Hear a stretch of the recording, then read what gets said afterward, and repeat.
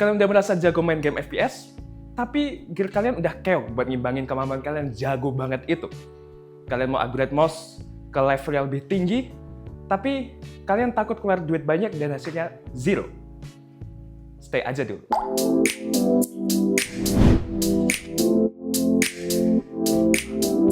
Kembali internet tuh. Hai, aku J. Nah, anjay. Kita sudah 2 tahun. Sebenarnya setahun ya, tapi kemarin gagal upload karena apa? Gak jadi pasang thumbnail. Bahas apa? Ya, screenshotannya di sini lah. Screenshotan tidak jadi upload.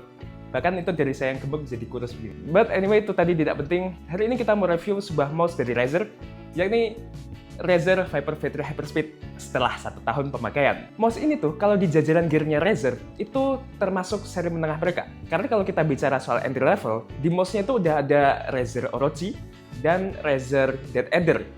Sedangkan kalau kita bicara soal high class-nya atau seri flagship-nya, mereka udah punya Razer Viper V3 Pro, Razer Basilisk Pro, dan juga Razer Naga Pro. Seri-seri Hyperspeed kayak yang satu ini tuh emang bisa dibilang seri menengahnya mereka. Atau seri tanggung mungkin. Ya karena kebanyakan seri Hyperspeed ini sebenarnya punya versi Pro-nya mereka, kayak headset yang pernah kita review beberapa tahun yang lalu, kalau kalian ingat, Barracuda. Barracuda Pro-nya eksis, tapi Barracuda Hyperspeed-nya juga ada sebagai opsi murah dari versi Pro-nya. Well, gimana dengan kualitasnya? Apakah cuma looks-nya aja yang sama sedangkan spesifikasinya dipangkas habis sama Razer? Atau masih ada keunggulan yang mereka tawarkan? Mari kita coba cek dari mouse yang satu ini. Secara looks, seri Hyperspeed dan seri Pro-nya 99% sama. Ya, secara desain bedanya cuma di tombol DPI yang eksis di Hyperspeed tapi hilang di versi Pro-nya. Yang saya nggak tahu kenapa. Dimensinya cukup besar dengan ukuran panjang kurang lebih 12 cm dan lebar kurang lebih hampir 7 cm serta tingginya mencapai 4 cm. Ya, mouse ini tergolong bongsor banget. Tampang mouse ini minimalis, cuma satu warna doff aja yang menyelimuti mouse ini. Bahkan logo Razer yang biasanya menyala-nyala dan dibanggakan gamer-gamer itu, di Razer Viper V3 Hyperspeed ini cuma dicetak timbul dengan warna glossy sedikit aja. Jadi logonya baru bakal kelihatan kalau tersorot cahaya. Sangat minimalis, tapi cakep banget kalau menurut gua pribadi. Ya, saya suka minimalis gini. Buat mouse wireless, tentu aja desain kayak gini tuh lebih efisien dan hemat baterai. Karena bayangin aja kalau ada gimmick-gimmick RGB di mouse ini, ya konsumsi baterainya bakal lebih cepat boros dan bertahan bentar aja. Toh desain warna yang aneh-aneh dan RGB itu nggak akan kelihatan waktu kalian main game. Ya ketutupan sama tangan kalian, walaupun mouse-nya sebesar ini. Tapi mungkin beberapa dari kalian masih mencintai gimmick-gimmick warna-warni dan RGB-RGB-an itu, ya mungkin kalian masih kurang cocok sama desain minimalis yang kayak gini. Bisa kalian pertimbangkan lagi. Selain finishing doff-nya, cat-nya ini punya coating yang terasa cukup lembut, ya khasnya doff sebenarnya, yang sebenarnya udah ngurangin kemungkinan licin ketika kalian pakai dalam jangka waktu yang lama dan berkeringat gitu. Tapi kalau tangan kalian gampang keringetan, mungkin kalian tetap butuh tambahan anti-slip stikernya, yang which is beli lagi. Bagian bawahnya cuma ada nama mouse-nya dan switch on off. Yap, ini sekaligus akan masuk ke pembahasan tentang spesifikasinya. Mouse ini cuma support koneksi 2,4 GHz. Nggak ada koneksi Bluetooth ataupun kabel Type-C dan lain sebagainya. Meanwhile, seri Pro-nya udah bisa koneksi via kabel Type-C. Opsi satu-satunya untuk koneksi Viper V3 Hyperspeed ini sebenarnya cukup make sense, karena dengan dongle 2,4 GHz ini aja, kita udah bisa ngerasain full potensial dari mouse-nya, tanpa perlu ribet atau pusing mikirin soal kabel. Ya, soal Bluetooth sih pengalaman saya waktu menggunakan Orochi, spesifikasinya tuh nggak mentok di polling rate seharusnya si Orochi-nya. Jadi, beda lah mulusnya ketika kalian pakai Bluetooth dan 2,4 GHz. Atau mungkin itu settingan Razer-nya supaya hemat baterai, I don't know. Ngomong-ngomong soal polling rate, Razer Viper V3 Hyperspeed ini udah pakai sensor Focus Pro 30K Optical Sensor dengan polling rate 1000 Hz, yang bisa upgrade ke 4000 Hz jika kalian beli dongle-nya yang dijual secara terpisah. DPI-nya bisa sampai 30.000, yang kayaknya di case penggunaan umum mentok-mentok kalian pakai 1600 doang lah. Kayak siapa yang mau pakai 30.000 DPI anjir? Geser dikit ke Eropa. Geser dikit pindah map. Switch-nya pakai mechanical mouse switch dari Razer yang generasi kedua, yang mereka klaim bisa tahan hingga 60 juta kali klik. Well, di atas kertas, versi Hyperspeed ini memang banyak dipangkas spesifikasinya. Dari versi V3 Pro-nya yang udah serba terbaru.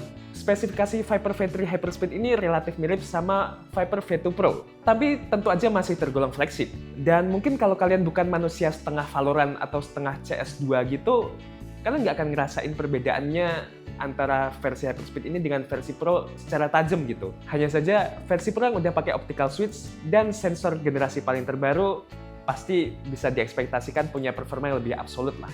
Secara feel, V3 Hyperspeed ini sudah serba enak. Kliknya renyah, nggak kopong tapi nggak berat juga. Scroll wheel yang soft lembut, serta polling rate serborosnya yang bikin kursor kalian terasa lebih mulus ketika digeser dibandingkan Orochi yang pernah saya bahas. Emang ngekasih jarak jelas sih buat kita ngerasain kalau kita benar-benar upgrade mouse dari mouse kita yang sebelumnya. Utamanya kalau kalian pakai Razer juga yang seri di bawahnya sebelumnya. Tapi sebagai mouse wireless modern, beratnya ini jadi agak masalah.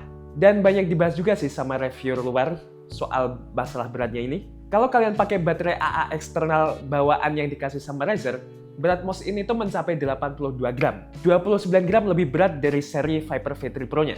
Oh ya, versi Hyperspeed ini masih pakai baterai eksternal. Sedangkan versi V3 Pro-nya udah pakai baterai tanam yang bisa dicas pakai dongle mereka ataupun koneksi Type-C.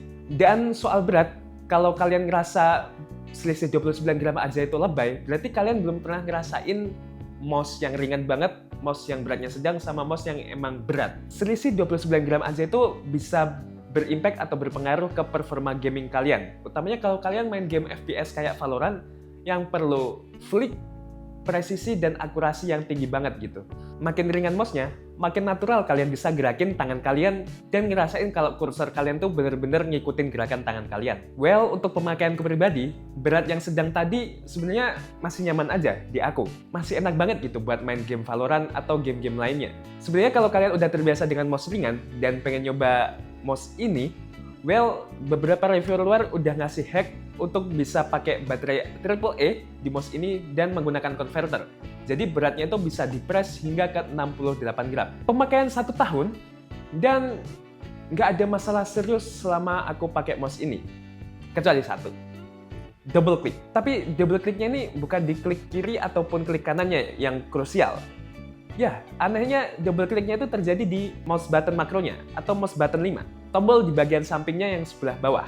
Aku juga agak bingung kenapa kok bisa button ini malah yang kena double click. Tapi double clicknya ini sebenarnya lebih sering kurasain waktu aku nge-backpage, waktu lagi searching di browser atau nonton YouTube. Meanwhile, ketika main game, aku gunakan sebagai makro, nggak ada masalah besar.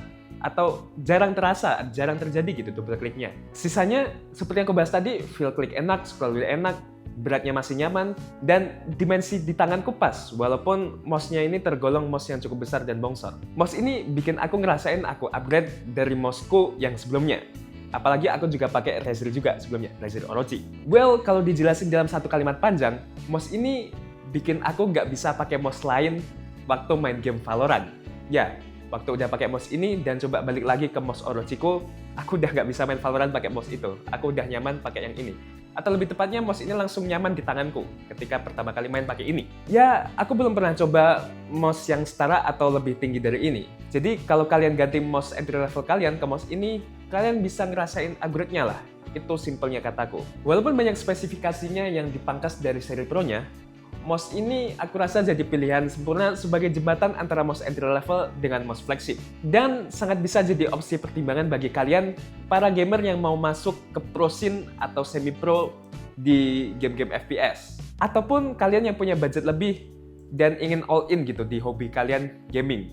Ya, aku bilang budget lebih karena mouse ini masih dibanderol dengan harga 1,3 juta rupiah. Lumayan tinggi, dan sayangnya aku nggak bisa bandingin one-on-one langsung dengan mouse setara di brand lain karena nggak punya mouse-nya. Tapi kalau dibandingin di atas kertas secara harga, dari brand sebelah misalnya Logitech nggak punya mouse dengan tipe level yang setara. Mereka punyanya entry level dan flagship langsung gitu. Tapi kalau secara harga, mouse ini udah punya harga yang sama dengan seri G Pro X Superlight Logitech yang pertama. Tapi kalau coba dibandingin di atas kertas dengan Logitech G Pro X Superlight yang pertama, G Pro X Superlight yang pertama udah pakai baterai tanam dan bobotnya jelas lebih ringan. karena ya mereka setara dengan Viper V2 Pro lah. Tapi tentu aja sensor mereka masih sensor tua. Sensornya Hyperspeed ini masih lebih baru gitu. Dan itulah bahasan TTH tentang Razer Viper V3 Hyperspeed ini. Kalau kalian punya mouse ini juga, kalian boleh share pengalaman kalian selama menggunakan mouse ini. Atau misalkan kalian punya mouse dengan harga yang setara dari brand lain, kalian juga bisa share, bandingin. Menurut kalian oke mana sih penjelasanku tentang mouse ini dengan apa yang kalian rasain dengan mouse kalian gitu. Jadi bisa dipertimbangkan gitu bagi mereka-mereka yang mau cari mouse baru yang levelnya lebih tinggi. Dan akhir kata, subscribe buat kalian yang tertarik dengan pembahasan seputar teknologi seperti ini. Like kalau kalian suka dengan video ini, dan kalian bisa kasih kritikan kalian di kolom komentar di bawah. Sampai jumpa di next video. Bye-bye.